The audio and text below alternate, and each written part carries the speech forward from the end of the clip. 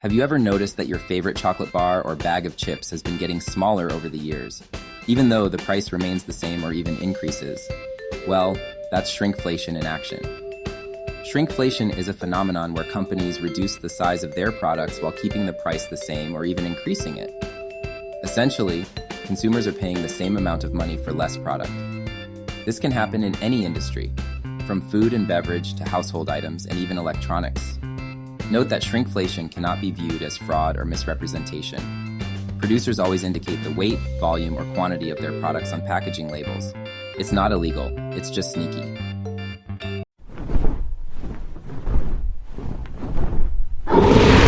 One real-life example of shrinkflation is in the chocolate industry.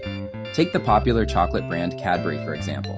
In 2015, they reduced the size of their dairy milk chocolate bar from 49G to 45G, while keeping the price the same. This was an 8.2% reduction in size, but customers were still paying the same amount of money for less chocolate. And this is just one example of many.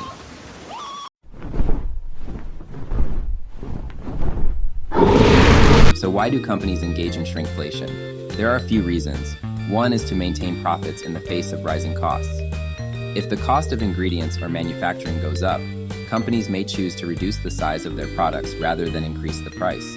Another reason is to avoid losing customers to competitors. If a company increases the price of their product while their competitors keep their prices the same, consumers may switch to the cheaper option. By reducing the size instead, companies can maintain their price point while still competing.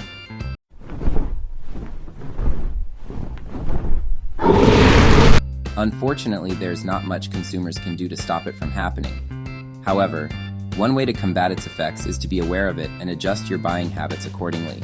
If you notice that a product you regularly purchase has been reduced in size, you may want to consider switching to a different brand or no brand items, or even opting for buying in bulk to save money in the long run.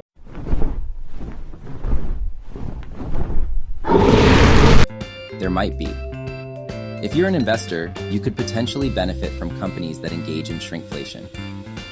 By reducing the size of their products, companies can maintain their profit margins even in the face of rising costs. This could lead to increased profitability and potentially higher stock prices.